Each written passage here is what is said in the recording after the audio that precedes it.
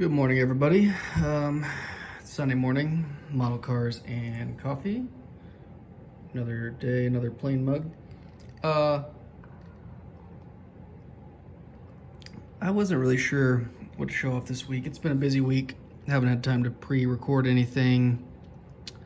But wanted to get one out this morning. So I didn't originally grab this out. I grabbed another one out earlier today. But then I've been watching videos, and I saw Paul at Styrene Relics show off his build of this car, and he had a really great history on Rick Mears. So please go over and watch that video. He posted it yesterday, I believe. It's a great looking build, and he's got a really nice history of Rick, Rocket Rick. He was, you know, the greatest of his era, and about the only thing that Paul didn't touch on was after Rick's Indy 500 win in 1984, he was in a horrific crash at Sanair in Canada, and back then the cockpit was even closer to the nose, and his feet were destroyed. Almost had to have some amputations done, but managed to keep his legs due to they shipped him back to Indianapolis to have some sort of experimental surgeries done, and he came back and won 2 more Indy 500s and continued to be extremely rapid. But, you know, I've mentioned it before, these AMT Indycars are like my feel-good warm and fuzzy kits. If I'm in a slump, or if I don't have much time or brain power to dedicate to a build, I'll pull one of these out. There's actually four different, well, technically I think 5 different chassis between the years, and Marshall and Penske. This is the Penske kit. They're all basically the same and also all slightly different. I did think it was funny, Paul mentioned his engine cover not really wanting to clear the exhaust on the right side, and I have the same exact issue. It's super close, but it just doesn't want to quite sit correctly. It still looks great in the shelf. This is one of the first Indy cars I built when I came back to the hobby. So this is probably from 2018, I think. I just painted the molded in seat belts on the cockpit. The instrument cluster is nice in there. I didn't put Rick in there, the driver figure. I usually don't. Let's see if I can get this off.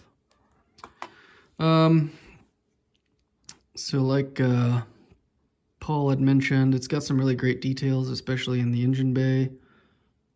But this header, just like his, it just, where it fits into the crossover pipe that goes into the turbo, it just wants to sit up kind of high, and it rides on the inside of this. As you can see, I didn't even bother painting the inside of this. And, you know, but that's okay. It still looks pretty cool. I really love these kits. They're fun to build. They're simple, but with some really nice detail, and they just look awesome in the display case. So this is Rick's 1988 winner, and really, like I said, great kits, super fun. And the kit that I pulled out to show you guys originally was this Big Brother. This is the 1/20th scale Tamiya. It's a snap kit, actually, technically. But it's a super nice snap kit. It's more like an elevated snap kit. It's 1/20th scale. They came out with these in 1993. 1/20th scale, like their Formula One cars.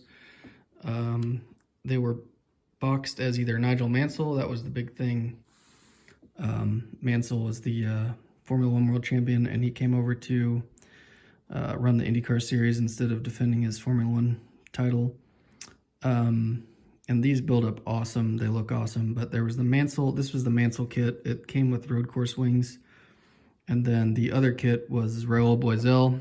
and the Duracell paint, the Duracell livery with Speedway wings. I think again we just got hand painted, molded in seat belts, which are actually really nice in this one. They got the buckle and everything.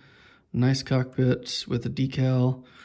I think the Lola T93 is one of the best looking sort of modern day Indy cars. This is Scott Goodyear from 1993. He was relatively quick. This is Walker Racing. They got some top fives, some top tens, but that year was just dominated by Mansell and Emerson Fittipaldi. But I always really liked this McKenzie paint scheme with the silver and black.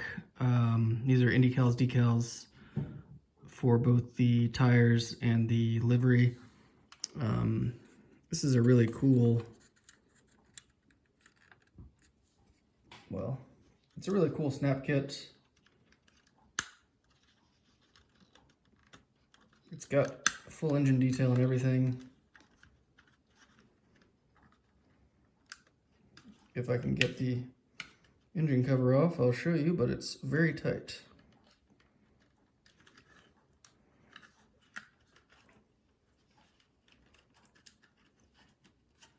I mean, it is stuck.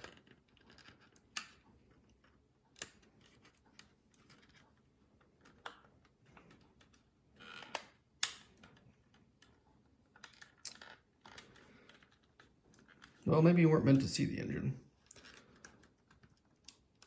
I'm not sure what we're stuck on, but we are definitely stuck.